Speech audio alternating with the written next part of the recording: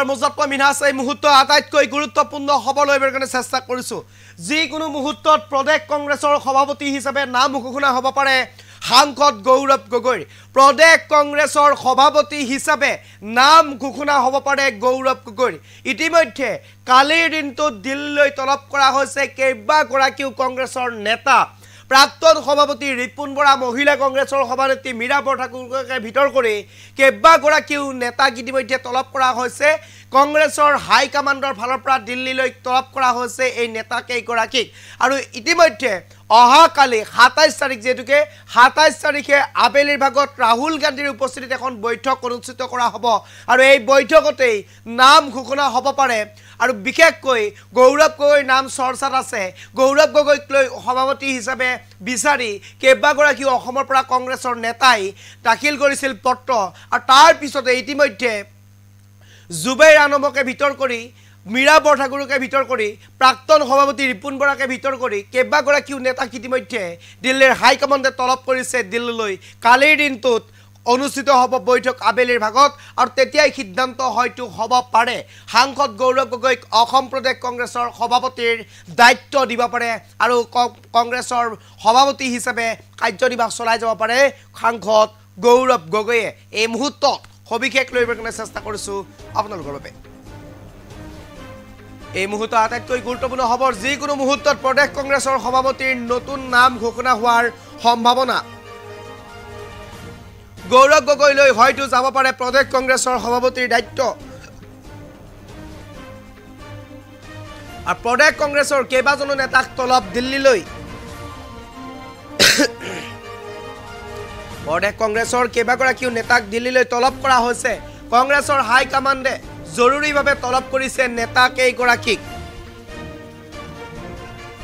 তলব কৰিছে কংগ্ৰেছৰ প্ৰাক্তন সভাপতি ৰিপুন বৰাক মহিলা কংগ্ৰেছৰ সভাপতি মীৰা বৰঠাকুৰক তলব কৰিছে কংগ্ৰেছৰ হাই কমাণ্ডে কংগ্ৰেছৰ সেৱা দলৰ সভাপতি দীপ বায়নকো তলব কৰিছে হাই কমাণ্ডৰ ফালৰ পৰা যুৱ কংগ্ৰেছৰ সভাপতি জুবেৰ আনমক তলব কৰিছে হাই কমাণ্ডে যুৱ কংগ্ৰেছৰ সভাপতি জুবেৰ আনমক তলব কৰিছে হাই কমাণ্ডৰ ফালৰ পৰা আৰু ইতিমধ্যে তলব কৰিছে এনএছৱাইৰ সভাপতি কৃষাণু বৰুৱাকো ইতিমধ্যে তলব কৰিছে হাই কমাণ্ডৰ ফালৰ পৰা আৰু যিকোনো মুহূৰ্তত সাংসদ গৌৰৱ গগৈ নাম ঘোষণা হ'ব পাৰে অধিবক্তা হাফিজ ৰছিদ আহমেদ চৌধুৰীকো তলব কৰিছে দিল্লীলৈ এই মুহূৰ্তৰ আটাইতকৈ গুৰুত্বপূৰ্ণ খবৰ বুলি ক'ব লাগিব আটাইকেইগৰাকীৰ নেতাৰ সৈতে আলোচনাত মিলিত হ'ব বিৰোধী দলপতি ৰাহুল গান্ধী 27 তাৰিখে ইন্দিৰা ভৱনত বিয়লি 4:30 অনুষ্ঠিত হ'ব এই বৈঠক আৰু এই বৈঠকতে সিদ্ধান্ত গ্ৰহণ কৰাৰ সম্পূৰ্ণ সম্ভাৱনা হয়তো এই খবৰতে সিদ্ধান্ত ল'ব পাৰে দলৰ পৰৱৰ্তী সভাপতি কোন হ'ব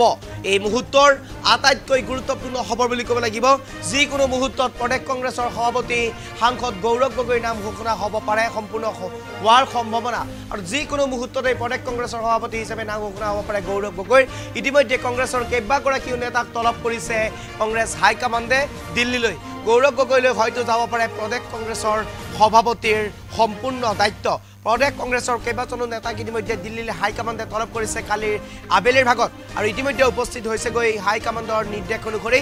জৰুৰীভাৱে নিৰ্দেশ কৰিছিল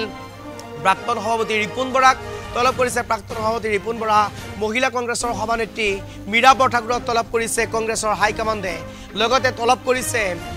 কংগ্ৰেছৰ সেৱা দলৰ সভাপতি দীপ বায়নকো তলব কৰিছে হাই কমাণ্ডৰ ফালৰ পৰা যুৱ কংগ্ৰেছৰ সভাপতি জুবেৰ আনমক তলব কৰিছে এনএছৱাইৰ সভাপতি কৃষাণু বৰুৱাক তলব কৰিছে কংগ্ৰেছৰ হাই কমাণ্ডে দিল্লীলৈ আৰু অহাকালি অৰ্থাৎ 27 তাৰিখে ইন্দিৰা ভৱনত বিয়লি 4:30 অনুষ্ঠিত হ'ব এখন গুৰুত্বপূৰ্ণ বৈঠক আৰু সেই বৈঠকতে হয়তো সম্পূৰ্ণ সম্ভাৱনা আছে কংগ্ৰেছৰ হাই কমাণ্ডৰ ফালৰ পৰা অসম প্ৰদেশ কংগ্ৰেছৰ দায়িত্ব সাংসদ গৌৰৱ গগৈলৈ অৰ্পণ কৰা এই মুহূৰ্তৰ আটাইতকৈ গুৰুত্বপূৰ্ণ খবৰ বিগ ব্ৰেকিং বুলি ক'ব লাগিব